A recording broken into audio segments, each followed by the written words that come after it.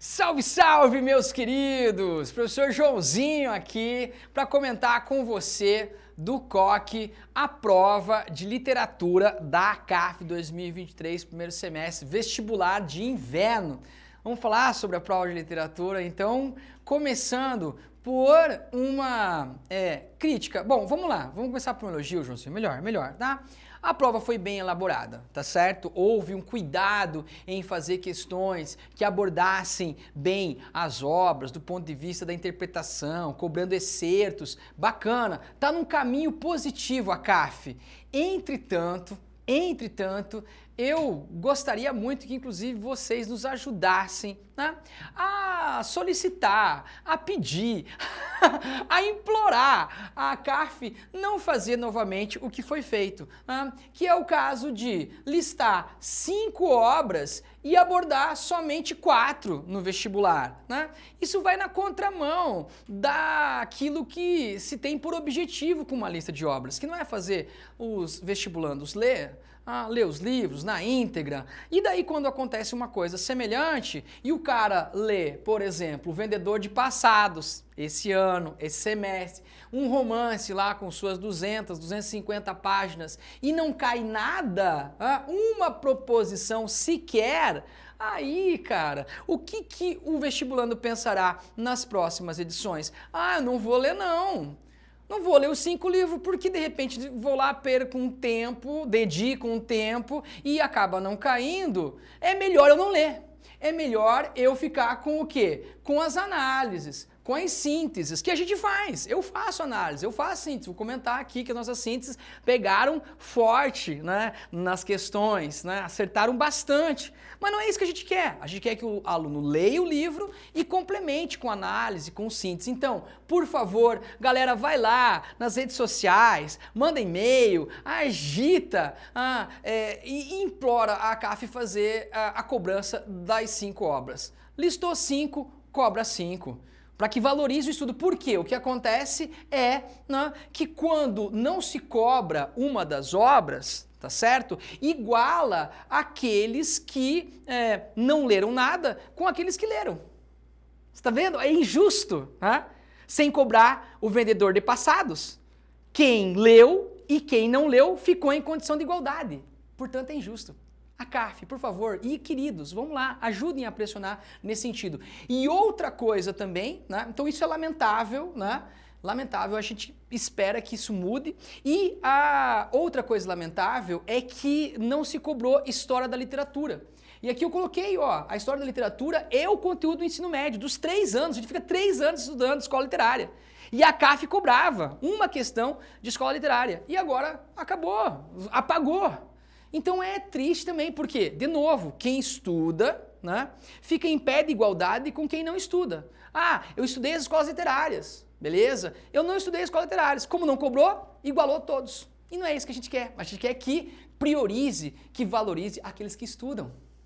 Então ajuda aí a fazer essa pressão, né, essa gentil, mas veemente, né, força, né, esse veemente pedido para que a CAF assim o faça, beleza? É lamentável para os professores de literatura? Sim, mas principalmente para os alunos que leem e para os alunos que estudam literatura. Então vamos cobrar? Então são só 4 questões, mas em 3 questões eu posso abordar 5 livros tranquilamente, como já era feito. E numa 4ª questão eu posso, né, abordar as escolas. Ou melhor ainda, nas 4 questões dos livros, abordar conhecimentos das escolas literárias. Mais bacana ainda. E por que não 5 questões? Se são 5 obras, por que não 5 questões? Vamos lá, CAF, por favor, tá? Mas agora vamos lá. Questões da prova. A questão 11, a gente já conversou bastante aí com os alunos em grupos de WhatsApp e tudo mais, passivo de recurso. Já até dei, né, bases de argumento para isso. Por quê? Porque a proposição B, ela estava dada como correta, a proposição A, tudo bem, né? Demandava, além do conhecimento do aluno, a interpretação do trecho, que não se referia à abolição, mas ao preconceito racial. E os temas são próximos, mas não iguais. Então, bacana essa proposição A, porque versava sobre interpretação textual, bacana. Agora, a B, dada como correta, dizendo que as histórias simples, no seu prólogo, né, estava querendo como principais interlocutoras as mulheres. Mas isso era irônico, banca da CAF. Pode seguir lá, Rezende, pode subir, né? Então, as histórias simples foram publicadas em jornal, como comenta na proposição? Foram. Nós colocamos isso, inclusive, na nossa análise. Se você tivesse lido a análise lá, estava sossegado. O problema é que o prefácio foi lido de maneira literal, como se o Cruz de Souza quisesse ser elegante, suave. E isso é irônico. O próprio título de Simples, né, é irônico, porque essas histórias eram pesadaças. O velho escravo afogado, fugindo do navio negreiro, as mulheres apartadas das suas crianças, enfim, né? E ele vai falar nesse mesmo prólogo, né, eu coloquei aqui um recurso, né, uma sugestão para recurso, né? No mesmo prólogo ele diz que as histórias serão leves e fáceis. Então isso é irônico. O Cruz de Souza não queria ser leve, nem fácil, nem conversar só com as mulheres. Ele estava, pode subir lá, né? Ele estava querendo polemizar. Ele estava querendo falar para os escravocratas, né? E é pela forma desse e outros textos que a gente lê pela chave da ironia, quando ele diz que vai ser suave, né? E, inclusive, lá nos textos outros, né, como nas cartas, ele vai dizer que a gente precisa destruir para organizar. Então ele não está interessado em ser suave nem leve, entendeu? Ele está interessado em polemizar. Por isso que essa questão, infelizmente, é passivo de recurso e não tem resposta correta, né? Aí as outras, né, são incorretas. A letra C, Cruz de Souza não teve prosperidade na carreira como autor, dizia que ele tinha. A letra D, falsa, novamente, aliou a leitura ao conhecimento da obra com a interpretação, né? O excerto do poema não era sobre a impossibilidade de escapar da escravidão, mas era sobre o fato de nas senzalas se criar não trabalhadores, mas homens propensos ao assassinato, tá? Beleza? Ao crime. Fechou? Então, a 11, passível de recurso, provavelmente eles vão acatar o recurso sem resposta, questão anulada, infelizmente. Tá? Vai lá. Questão 12, uma questão mais acessível, né?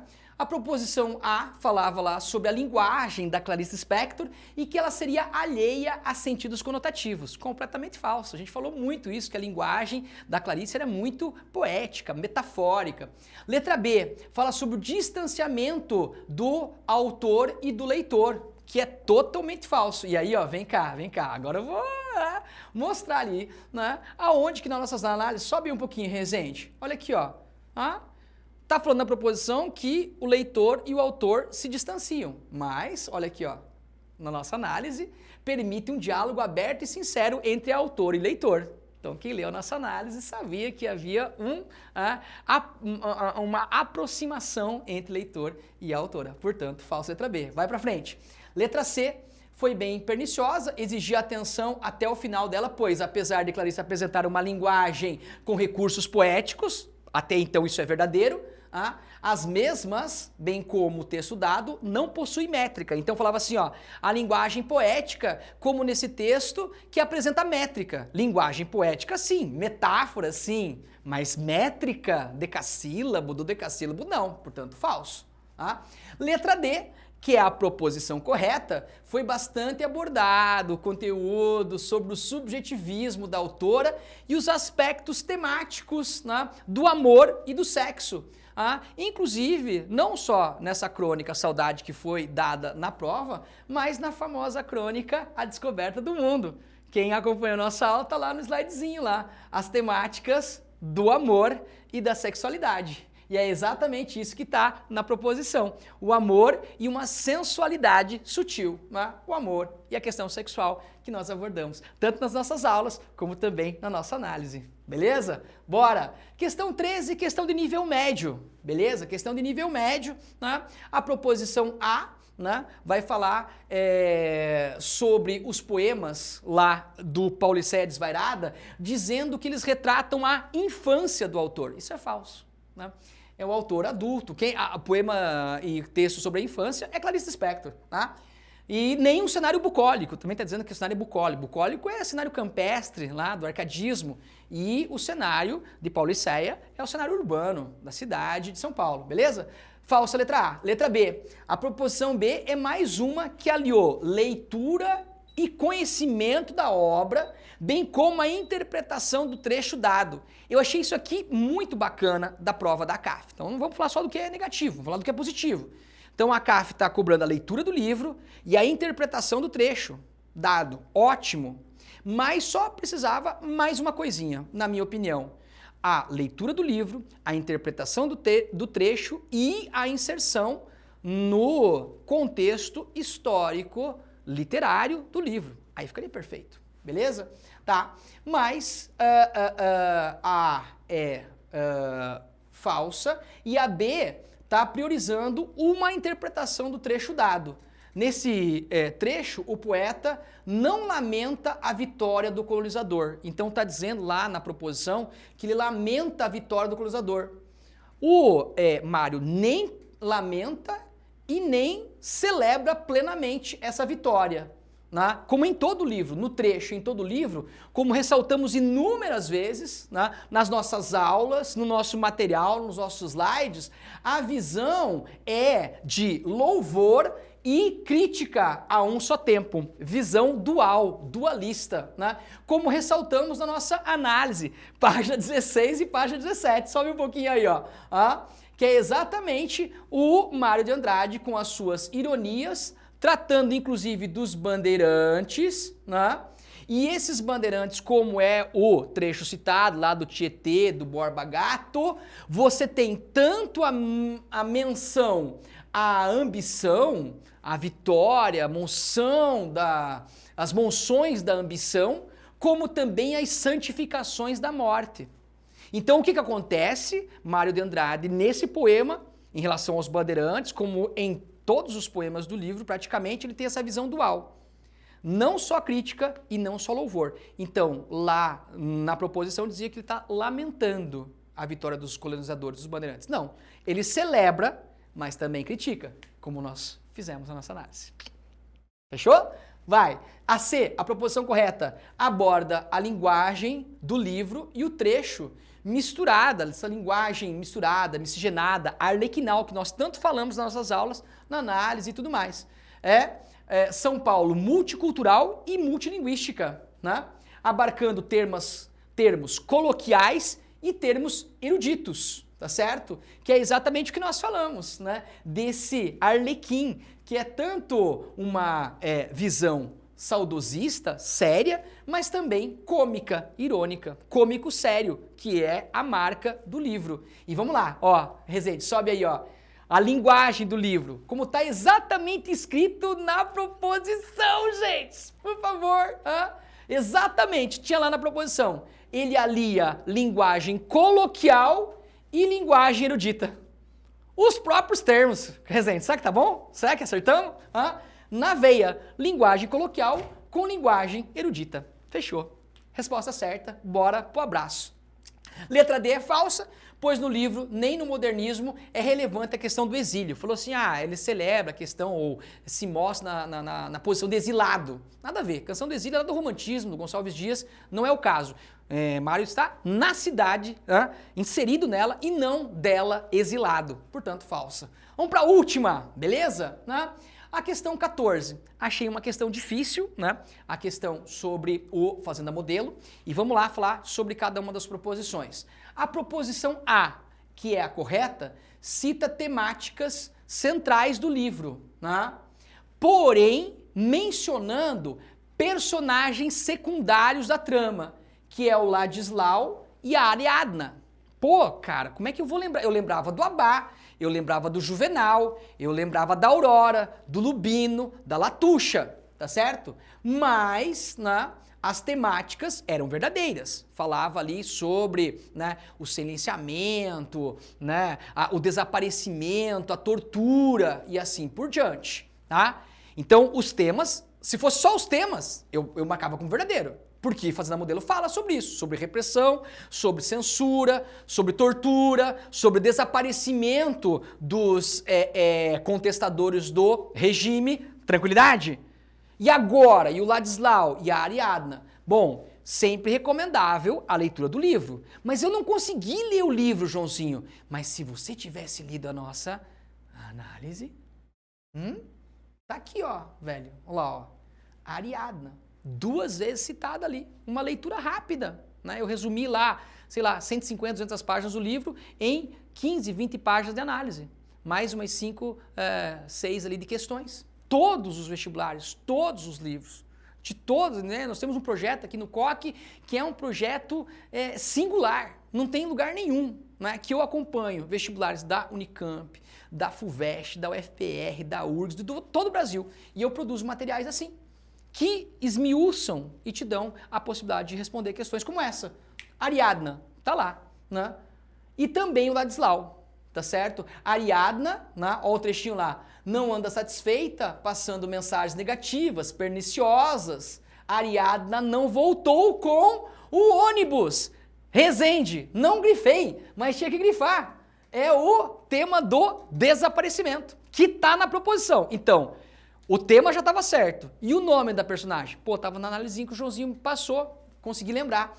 E a outra também é do subversivo Ladislau, que aqui na nossa análise, né, página 16, está citado 3 vezes. Então quem que lembrou do Ladislau? Quem lembrou do Ladislau ou foi quem leu o livro várias vezes, né, sei lá, umas 2 para lembrar do nome do personagem, ou o cara que de repente estudou a nossa análise e viu lá, né, Ariadna 2 vezes e Ladislau 3 vezes. Proposição certa, nossa análise, página 16. Bora?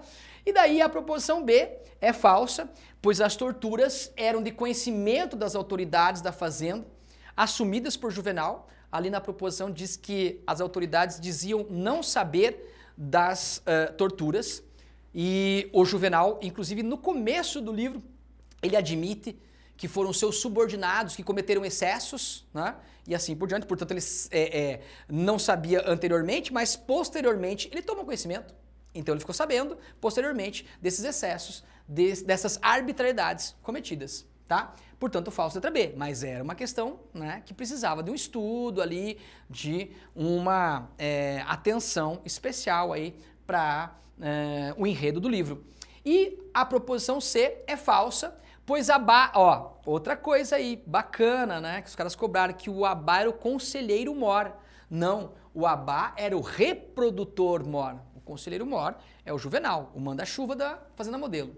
E por fim, a proposição D é falsa, pois o trecho não fala sobre a coragem de enfrentar o sistema totalitário, mas sobre o silenciamento e a censura impingidos por Juvenal na Fazenda Modelo, como bem salientamos nas nossas aulas, né, que o Juvenal, ele silenciava os seus críticos, os seus contestadores. E isso está lá na proposição certa. Ariadna é um exemplo, Ladislau é um exemplo, portanto, essa aqui, volta lá só um pouquinho lá, portanto, ela é falsa, né?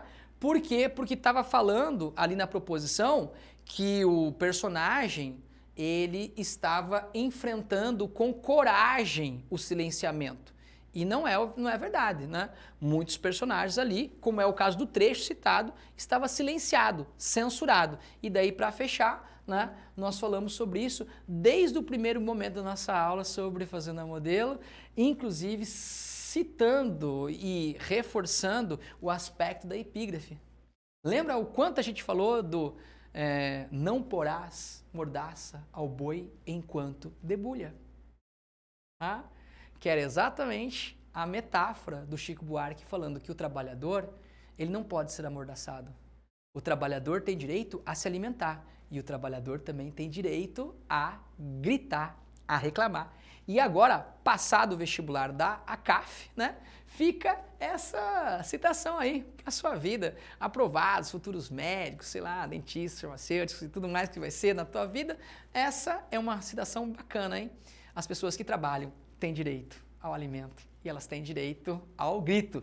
E como temos direito ao grito, vamos dar uma gritadinha ali na ACAF, vamos pedir, sugerir, implorar que eles melhorem um pouco mais uma prova que já está melhorando bastante, hein, CAF? Ah, palmas aí, mas dá para melhorar um pouco mais. Cobrar as 5 obras e cobrar também as escolas literárias para priorizar quem? O aluno que estuda de verdade. E tenho certeza que você estudou de verdade, você mandou bem nessas questões e vamos esperar agora o resultado e correr para o abraço. É isso aí, galera! Conversamos! Diga um tchau!